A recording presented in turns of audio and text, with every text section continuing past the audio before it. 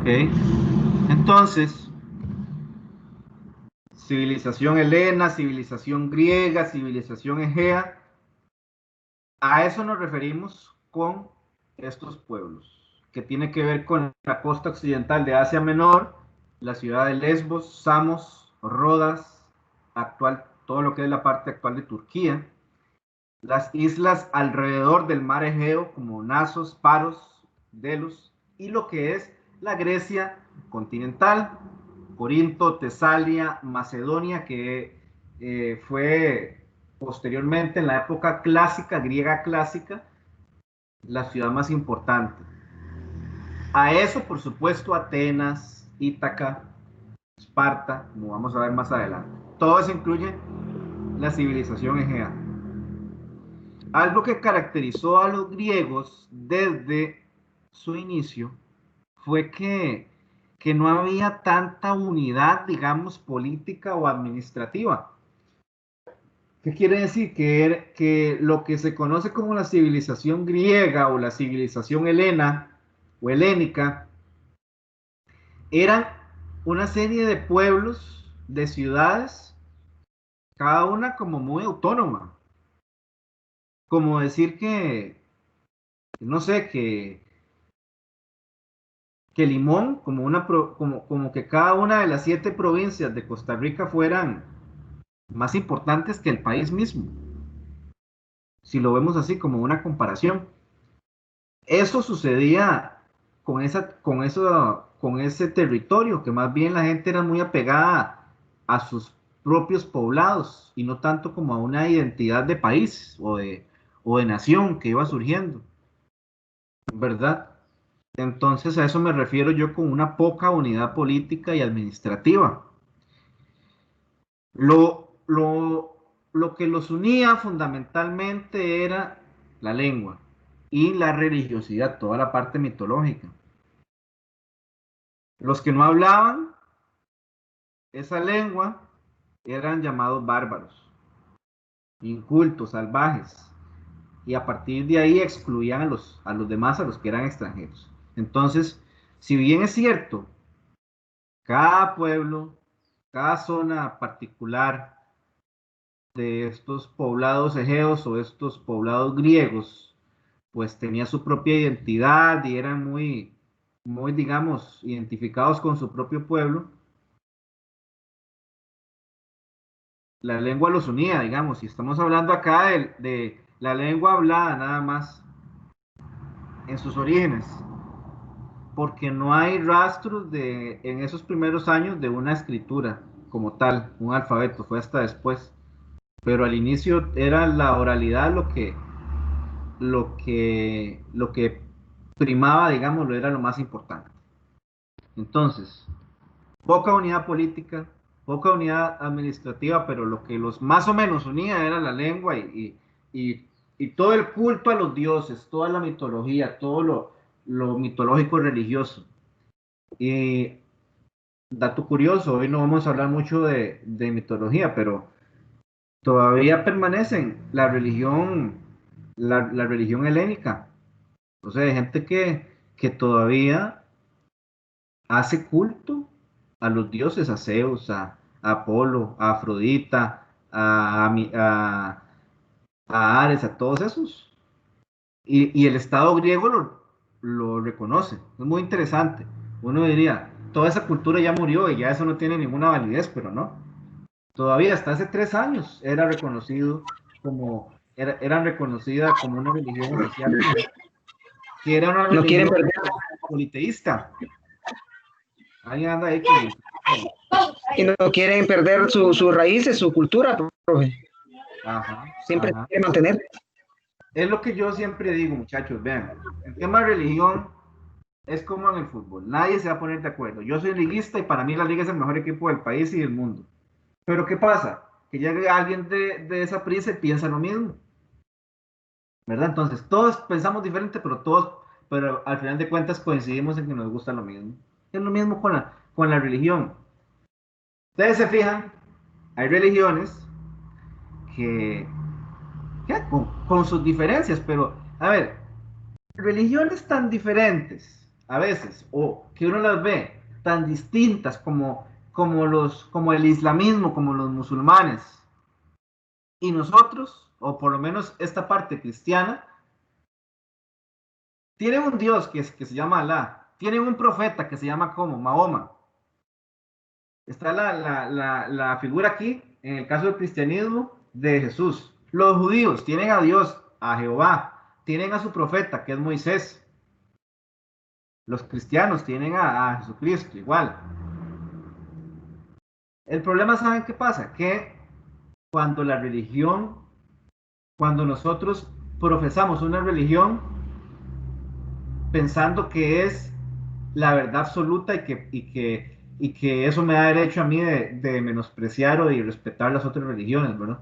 Entonces uno puede decir, hey, y se da mucho, la gente que profesa el budismo, dice, pero esta gente está bien, yo respeto, pero esa gente está equivocada, ¿cómo le va a rezar a esa figura que además no es muy agradable estéticamente? Pero hey, es lo que ellos creen, así como las personas creen en Cristo, en Dios y le guardan todo el fervor del mundo. Al otro lado del mundo, en China, miles de millones de personas defienden esa religión, el budismo, y ven a Buda como de este lado ven a Cristo o ven a Dios. Entonces uno dice, bueno, Profe, sí, mi comentario es muy pobre, pero es que tengo muchas ganas de decirlo. Es que estaba viendo hace tiempo la serie de Vikingos, entonces ahí presentan la parte de la fe que ellos tienen en los dioses de ellos y también la parte de la fe que tienen los cristianos en su Dios, y también hay otro, el budismo. Entonces, usted va explicando y yo me voy acordando de la cantidad de dioses y que cada uno tiene la fe y las ceremonias y las creencias y todo eso por su Dios. no, y espérese ahorita que veamos la próxima clase o las próximas dos clases, los dioses que hay mitológicos griegos, que yo ahora lo quería dar, pero la verdad no tuve chance como de sentarme tranquilo, porque es un trabajo para establecer los vínculos entre los hijos y los padres y cuáles son los dioses titanes y cuáles son los olímpicos. Entonces lleva su trabajo, que a ustedes también les va a corresponder aprenderse cada uno de ellos. Son como Pero, 50. y también yo había visto que todo, bebé, espere, que todos esos dioses tienen algo en particular, tienen algo muy parecido al dios de los cristianos. Claro, claro que sí. Y, para un puñado de gente en el mundo, esos dioses son todo, digamos. Y para de este lado del mundo también, otros dioses son todo. Entonces, eh, yo creo que el tema este de la mitología y de la religión es muy válido en tanto sepamos respetar las creencias. Y bueno, qué jodido a veces con algunas ideas que son fundamentalistas a veces, ¿verdad? Y que son totalmente retrógradas, y yo creo que uno dice, bueno, eso hay que cambiarlo, quizás, como todo el tema de la posición de la mujer en un sector de la interpretación del Islam. Y ustedes saben, ¿verdad? De qué estoy hablando. De que la mujer tiene que caminar detrás del hombre, que no se le ve la cara. Bueno, eso, la verdad, por más religión y por más respeto que sea, yo creo que eso sí debe ir cambiando, ¿verdad? Entonces, opera eso en los cultos griegos a los diferentes dioses. Y como dije, uno lo ve como muy allá, como muy del pasado, pero esta religión está, y quienes tengan algún chance de algún día ir a pasear, viajar a Grecia, pueden darse la vuelta por esos templos. Ok, entonces, es lo que les decía. Característica fundamental de esta civilización, la diversidad geográfica, la fragmentación, es lo que les decía ahora, la poca unidad política y administrativa de los pueblos. ¿Ok? Y bueno, en un primer momento, pues esta civilización, como a nivel de recursos naturales, no era muy abundante, por eso tenía que expandirse. Y por eso llegaron a Egipto después, porque ya ahí alrededor del Nilo era diferente. Esto es más o menos el escenario de lo que comprendía ese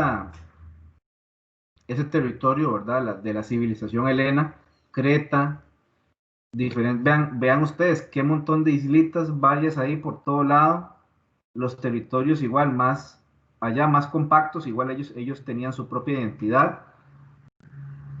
Aquí, por ejemplo, implica sectores de África, implica no solo Europa, ¿verdad? Sino también el Asia Menor. Eso es para que se lleven como un tipo de ejemplo, ahí de referencia a todo lo que abarcaba en ese momento la civilización helénica. Luego se encuentran unas fases o unas edades, fases, épocas de esta civilización. La primera, la edad de bronce, luego la edad oscura y la edad clásica, que ya es lo último, pegando cuando llegan los romanos y declaran la conquista en el año, creo que es año 146 por ahí, 146 antes de Cristo. La edad de bronce, vamos a ver, en esta edad inició en el año 3000 antes de Cristo y concluyó a finales del segundo milenio, ¿ok? 1200 por ahí antes de Cristo, por ahí anda. Las ciudades, aumentaron su tamaño, eh, se expandió el comercio, luego hubo ahí un periodo interesante de prosperidad entre los pueblos y no había tantas fortificaciones o las divisiones, digamos, todavía estaban apenas empezando las divisiones que yo les decía a ustedes. Se va a profundizar después, pero en ese momento estaban apenas dándose, ¿ok? En esa época inicial, ¿verdad? Estamos hablando del año 2500 antes de Cristo. La isla de Creta sufre, ¿verdad? Una aceleración, esta que está aquí, ¿verdad? Esta se vuelve fundamental después, en esa edad de bronce. Y se da un desarrollo muy importante. Fue una de las ciudades quizás más importantes en ese periodo. Luego,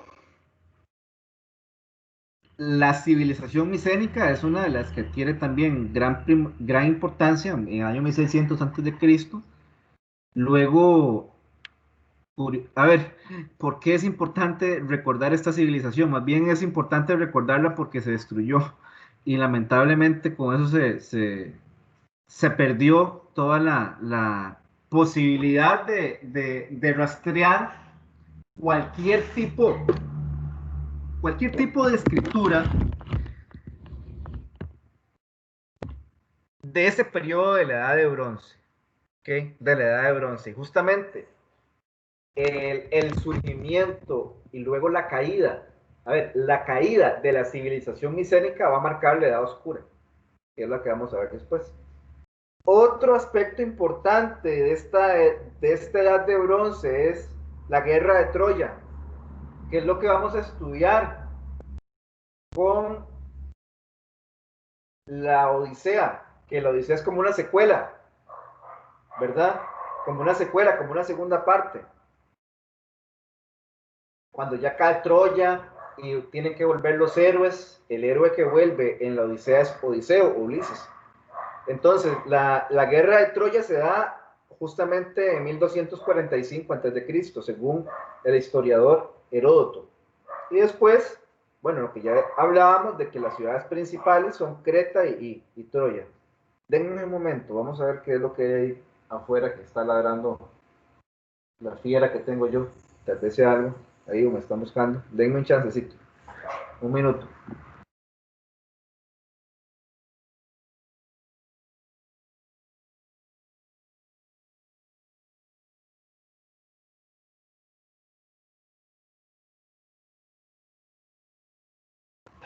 No era nada.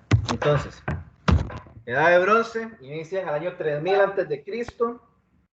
Tiene que ver con el desarrollo ya inicial de las ciudades. apenas viene iniciando la división, se da como acontecimiento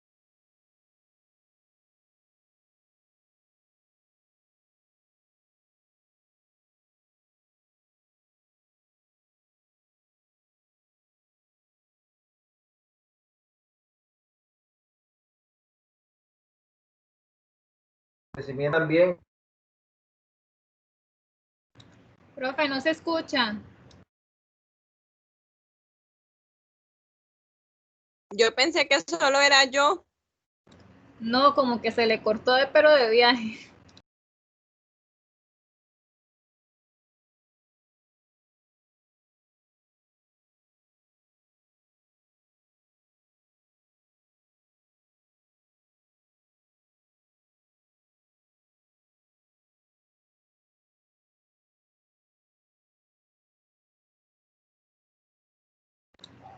Profe.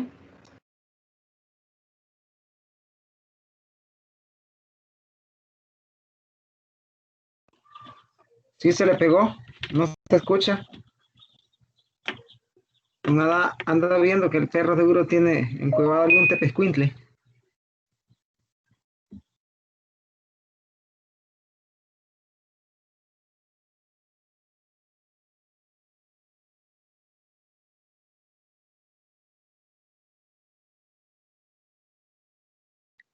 Está sin conexión el profe. Está sin internet. Eso, Albán, sí, no, como que está pegado, ¿verdad? Sí, ya mandó Culpa del mensaje perro. al chat. Sí, ya mandé un mensaje ya. El internet ha estado muy malo estos días. Tengo la botella aquí. La botella venía allá.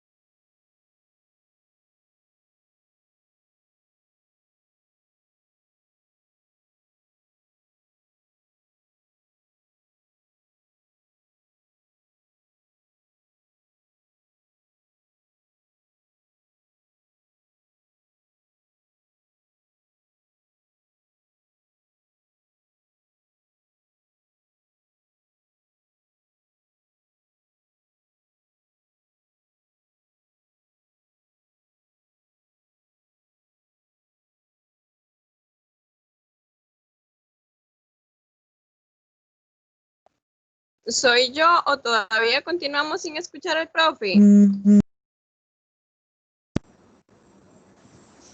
Sí, Carla, tranquila. Ah, bueno, gracias. Tiene problemas él.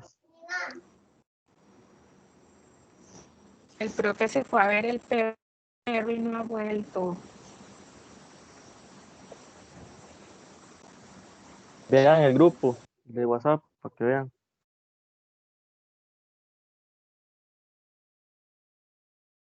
Está jugando la liga. Chiquillos, yo no estoy en el grupo de WhatsApp. ¿Por qué no me ingresan?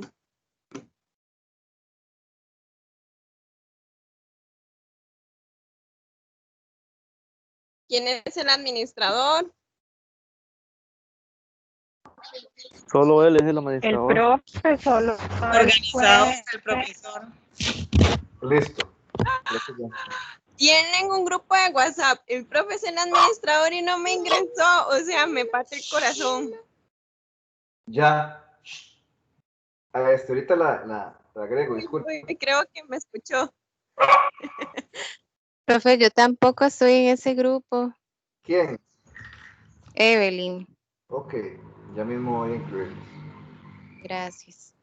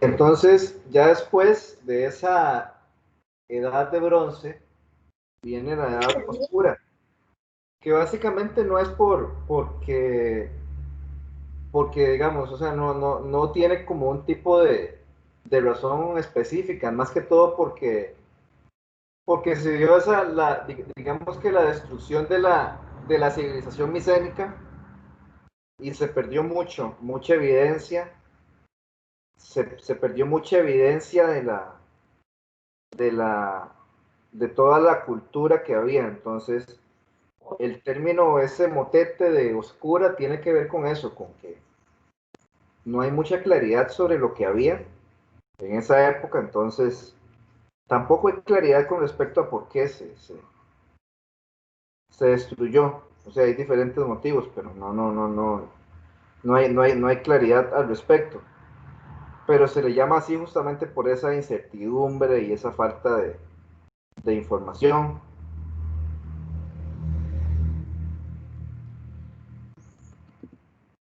Esa va, digamos, del siglo XII-XI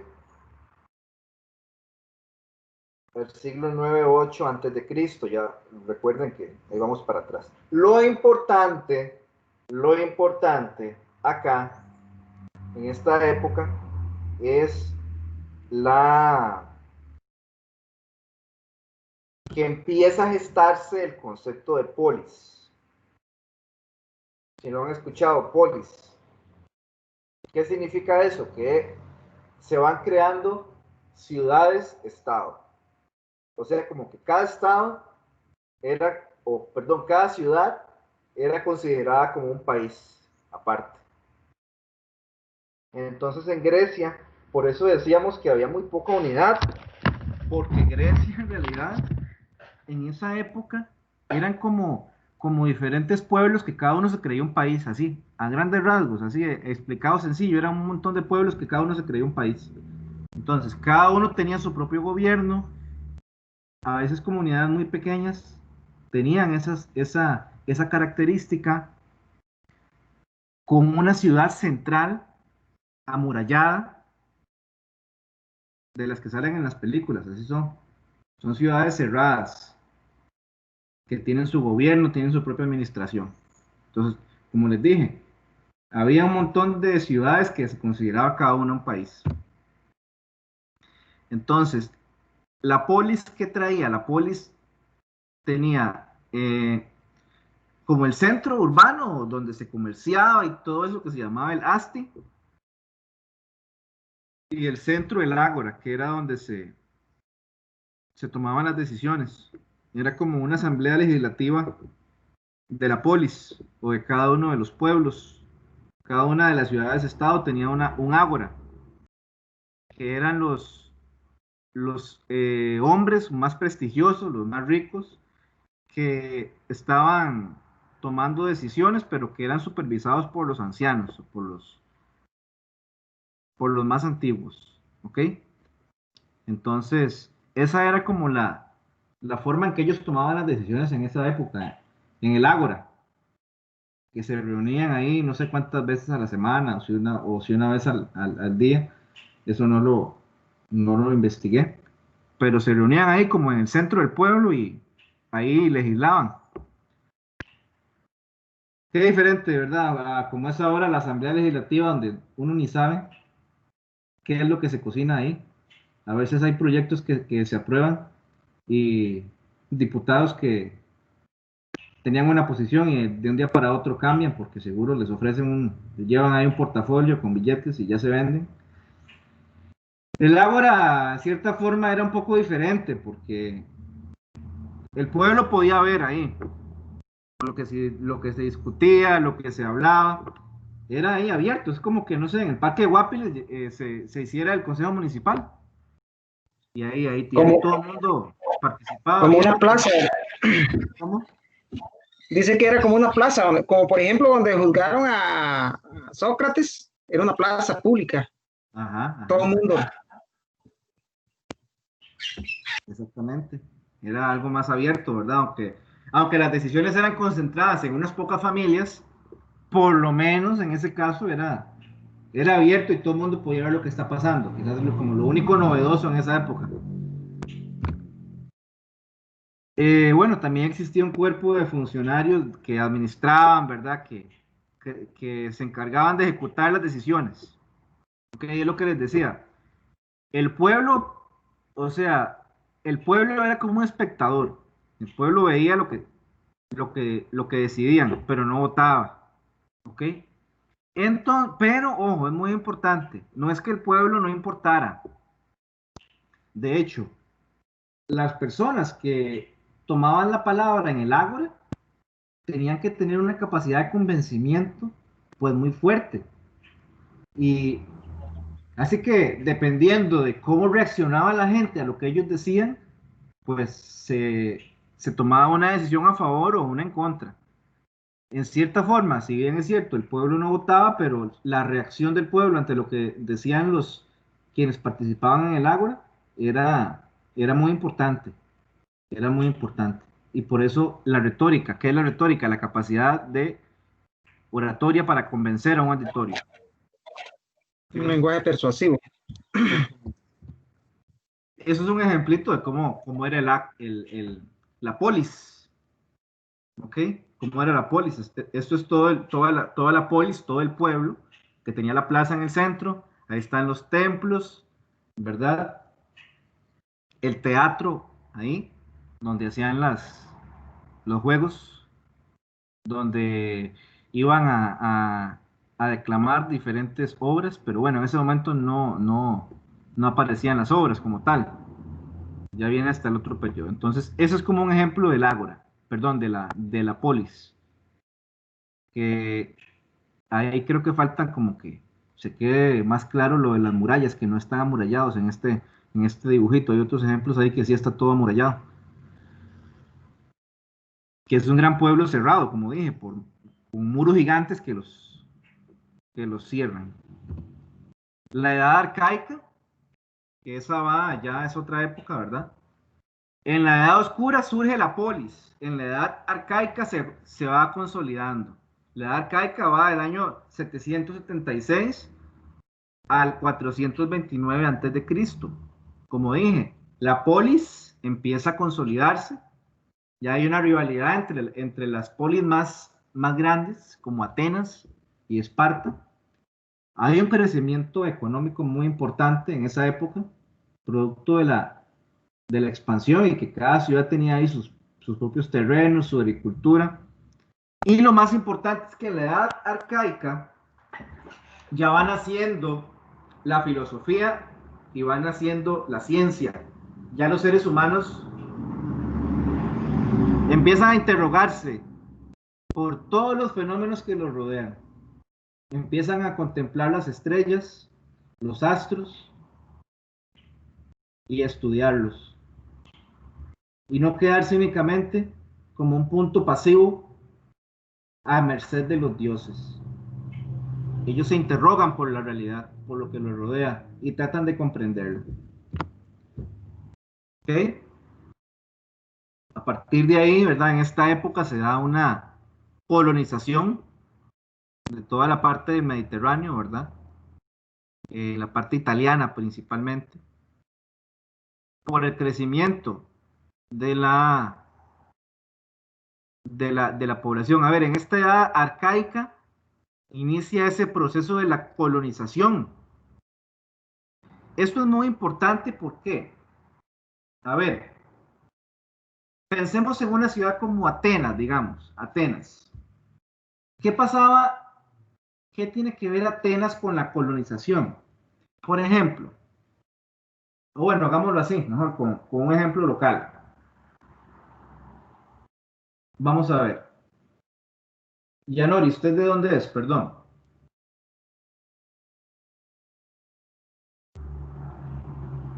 Yanori, ¿me De escucha? Venecia, profe. Venecia de San Carlos. No, de Limón. Ah, ya. Oye, ya entendí. Ok. Digamos, ok.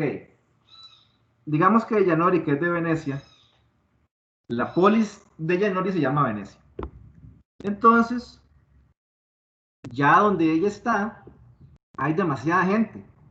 Es una polis que creció mucho demográficamente. Entonces, Yanori decide irse con su familia, con su esposo, con sus hijos, y van y con otras familias y van a crear otra polis, esta vez fuera de Venecia. Se van a desplazar, no sé, a Estrada, por ejemplo, que creo que queda por ahí cerca, ¿o no? Sí, correcto, profe, cerca. Entonces, Yanori con su familia y otras familias dicen, bueno, voy a ir a fundar otra polis. Pero esa polis se va a llamar Estrada solo de nombre. Porque yo, aunque no esté en Venecia, yo guardo a Venecia en mi corazón. Y allá, sea donde sea que esté, en esa nueva polis que estoy fundando, voy a construirla, a hacerla como que fuera Venecia. Entonces, eso hacía la colonización en esa época, que las personas de las grandes ciudades, por haber tanta gente, iban a otras ciudades cercanas a crear nuevas polis, pero siempre guardando su identidad y tratando de impregnar las nuevas polis con la cultura, la religiosidad, lo político de su lugar de origen. ¿Ok? En eso consistió la colonización del Mediterráneo. Entonces, tanto la gente de Atenas como la gente de Esparta empezaron a desplazarse a diferentes lugares del Mediterráneo, como cuáles, como Sicilia, el sur de Italia, Macedonia, Tracia, pero fueron a esos lugares para implantar la identidad de sus pueblos de origen. Eso es la colonización. Van a otros lugares a implantar la identidad, ¿ok? Ya en esa época podemos ver, digamos que la edad arcaica es la época donde ya empiezan donde se ubican los escritores y los filósofos. Antes no, ni en la edad de bronce, ni en la edad oscura había de esa gente, no. Todos los escritores griegos, los más antiguos, se localizan en esta época. Su nacimiento se da en esa época, en la edad arcaica. Y una localización, ¿verdad? Todavía a veces dudosa. Ustedes buscan información sobre ellos y todo el tiempo se cree, se tiene sabido, o sea, no hay certeza nunca de que nacieron en tal año y en tal lugar. Siempre son hipótesis, siempre. Porque no hay información suficiente. ¿Y por qué no hay información suficiente? Porque mucha se perdió en el tiempo de la Edad Oscura. Entonces, sabemos que tanto Homero, Safo, Hesiodo, Solón de Atenas, Arquíloco de Paros, Píndaro, Esquilo, Anacreonte y Alceo son los primeros literatos que van a nacer justamente en ese periodo de la edad arcaica. Algunos en el año 700, en el año 600, antes de Cristo. Y ven ustedes que ya ellos son los encargados de elaborar las leyendas, la mitología griega. ¿Ok? Los filósofos empiezan también en esa edad arcaica. Heráclito, Tales de Mileto, Parménides, esos son los filósofos presocráticos. Fidel, ¿por qué se llaman presocráticos?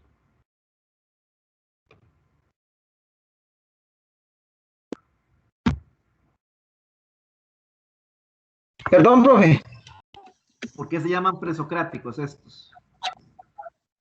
porque son antes de la época de Sócrates, ¿no? Muy bien. Hay una frase muy característica de la época actual que tiene que ver más o menos y que dice, uno no se baña 2 veces en el mismo río. ¿Qué quiere decir esa frase?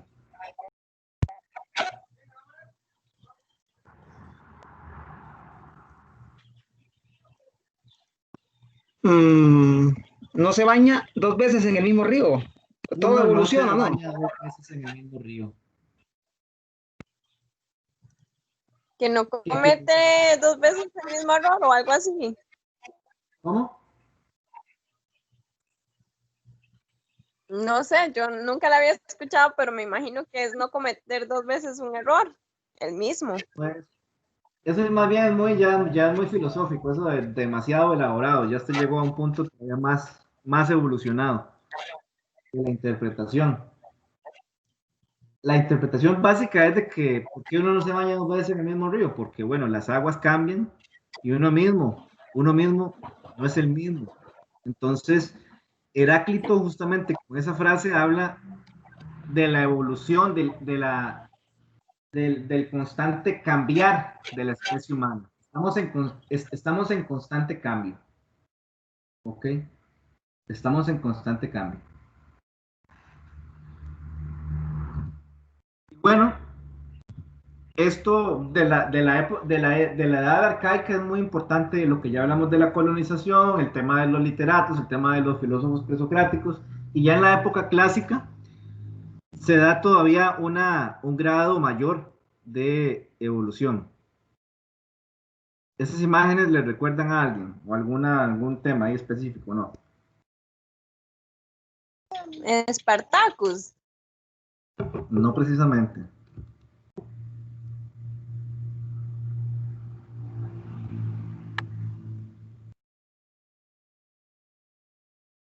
Esa es de la película Las 300. guerras. La que está aquí en la parte superior izquierda es de la película 300, que justamente se trata de una de las guerras que libran los griegos contra las civilizaciones, contra los persas, toda la parte árabe. Y aquí está, bueno, Alejandro Magno. Entonces la edad clásica justamente inicia, o es el periodo que comprende el fin de las guerras médicas con la llegada de Alejandro Magno. ¿Ok?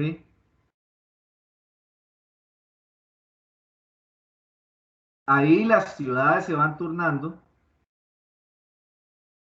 su dominio. Un momento es Atenas, la más gloriosa, otra viene siendo Esparta, luego Tebas y finalmente Macedonia, que ya es la que conquista, ¿verdad?